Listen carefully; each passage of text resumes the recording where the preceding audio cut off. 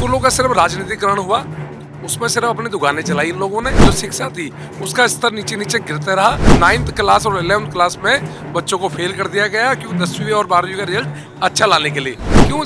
शिक्षा के जनक सीट छोड़ के चले गए जंगपुरा और वहां से भी हार गए। राजधानी दिल्ली के स्कूलों में विश्व स्तरीय शिक्षा देने का दावा करने वाली आम आदमी पार्टी पर अब सवाल उठने लगे हैं। सवाल उठाया है पटपड़गंज से बीजेपी विधायक नवीन नेगी ने। बातचीत करेंगे।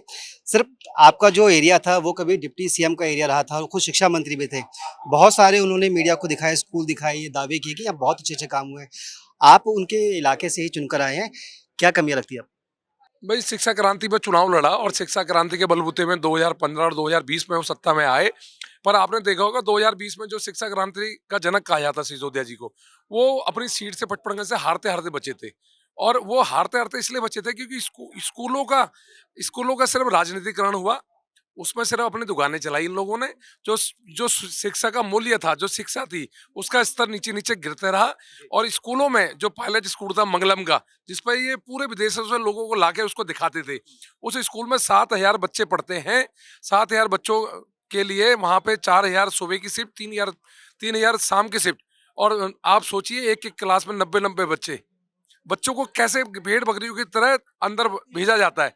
बैठने के लिए वहां स्थान नहीं, वहां पीने के लिए पानी नहीं, टॉयलेट में कुंडी नहीं है बेटियों के बाथरूम में। और स्कूल की इतनी अव्यवस्था, 9th क्लास और 11th क्लास में बच्चों को फेल कर दिया गया क्योंकि 10वीं और 12वीं का रिजल्ट अच्छा लाने के लिए। और उन बच्चों के भविष्य के साथ खिलवाड़ किया, ये सबने देखा।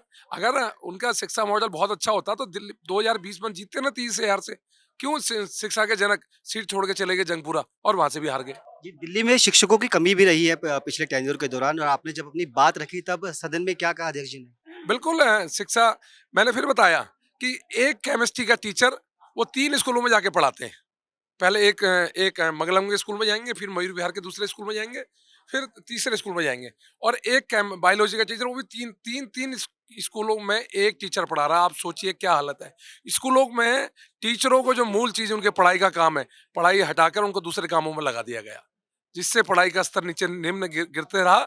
मुझे लगता है कि शिक्षा में जो क्रांति लाने वाले लोग थे, क्रांति नहीं लाए, शिक्षा का स्तर और दिन ब दिन गिरा। आज अब स्वास्थ्य सेवाओं को लेकर भी रिपोर्ट पेश की गई है और ये कहा गया है कि मोहल्ला क्लिनिक में कई तरह की कमियां इस रिपोर्ट में सामने आई हैं। बिल्कुल, मोहल्ला क्लिनिक आपने देखा होगा, कोरोना काल में हाई कोर्ट ने फटकार लगाई थी कि 10 बाई 10 के जो कंटेनर लोहे के गलियों में डाल दिए गए हैं, इनका क्या उपयोग है? जब कोरोना जैसी महामारी में यहाँ एक पैरासिटामोल की दवाई नहीं मिली, जिस खुद हाई कोर्ट कह रहा है, तो इनमें ताले लगे रहे। तो ऐसे मोहल्ला क्लिनिक के नाम से जो झूठी दुकान इन्होंने चलाई, वो सब एक्सपोज हो रहा है सीएजी की रिपोर्ट में। मुझे लग रहा है अस्पतालों में, मेरे यहाँ लाल बहादुर अस्पताल आता है, वहाँ कुत्ते काटने का इंजेक्शन नहीं है। आज भी वहाँ अभी भी दिक्कत है। आप सोचिए किस हालत में ये हॉस्पिटल चले। आप लोग इन्हें मोहल्ला क्लिनिक कह रहे हैं दिल्ली के अंदर। बिल्कुल, ये मोहल्ला क्लिनिक ने हॉल्ला क्लिनिक, हल्ला ज्यादा हुआ कुछ नहीं। वाशिंगटन के पेपर में आप इसके खबर दे रहे, पर कोरोना काल में इनमें ताले लगे रहे। तो जी, बहुत बहुत शुक्रिया। तो ये थे विधायक रवि नेगी, कह रहे हैं कि इनके इलाके के अंदर स्वास्थ्य सेवाओं का बुरा हाल है। इसके साथ साथ जो मोहल्ला क्लिनिक को लेकर आज रिपोर्ट पेश की गई है सदन के अंदर, उसके अंदर जिस तरह की कमी है, उसके बाद कहीं ना कहीं जो सरकार रही है दिल्ली में आपकी, उस पर भी निशाना साधते हुए नजर आए। अपने सहयोगी अनिल के साथ मुकेश गुप्ता, दिल्ली।